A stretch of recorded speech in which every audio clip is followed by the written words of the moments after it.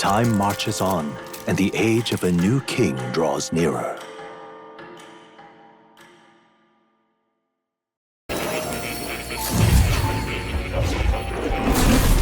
We flip the script and see more in the morning. Rather than being summoned, I have completed the quest he gave me, and he's happy to see with its completion. He thinks that we should consider why the king trapped him in the library in the first place. He believes it's due to his research on archetypes, reaching a truth he wished to be buried. That's an interesting theory, as he states that archetypes are forbidden by sanctism to start with. It's a mighty power, one he likely saw as a threat, especially if it was freely wielded as such. Research on it is forbidden.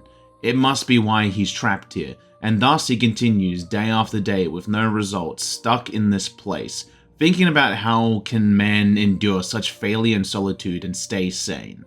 But that's when he starts to talk about me coming. It was a change in fate, one the king likely didn't expect, thinking only when his research is complete will he be able to leave, as I reassure him on my assistance, and with that our bond grows stronger.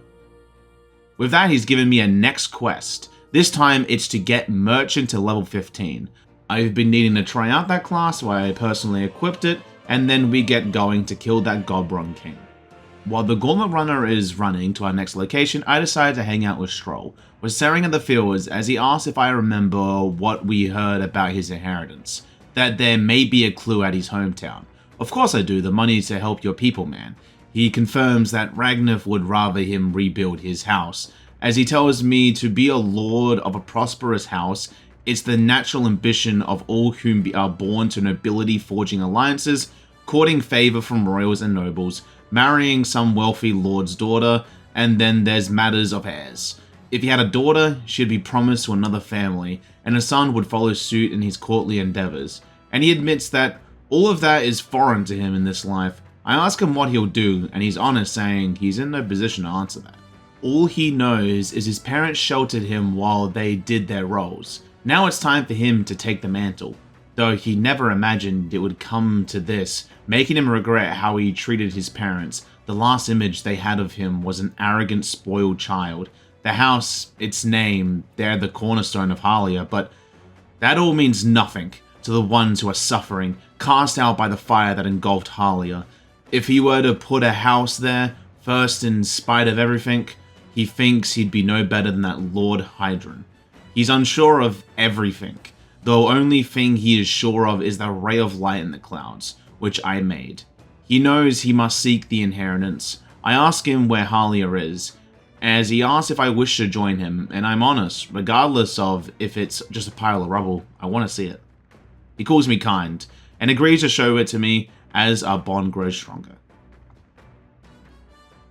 The Imp's Den, home to countless bandits over the years, has warranted the caution of all who lived near the steep, forested entry path. They warned their children of the dangers there. There are demons in those woods, they said. You mustn't go near. Perhaps the children's anxiety inadvertently roused something from its sleep. It is to that den, now befitting of its name, that the Gauntlet Runner arrives. We made it to the aptly named Imp's Den to find the king. By the looks of it, it seems like it will be like with that Chimera Wolf thing, the last bounty, where we needed to kill some weak units to bring out the alpha of the area, which didn't take too long. The boss fight, however, was a little challenging. I'm using Warrior and Brawler to get as much physical damage spread as I can, but it comes with the simple downside of it depletes both Stroll and Hulkenberg's HP by a lot. And they started the fight with less health since I was doing in the previous fight, so I spent the first half of the fight cheesing the restart fight option to get a good start, and with that good footing, I was able to basically guarantee the win, but definitely didn't make it easy as Hulkenberg finished him off. Brawler!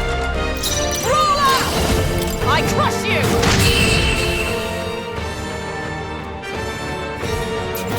With the Gobron defeated, we take its loincloth as a trophy and proof that we defeated it, and then head back to Martira to have a feast, but I must remember that tomorrow we'll be heading to the Sandworm Cave as the Sand Flash is around the corner. So no late nights for me, as I head to bed.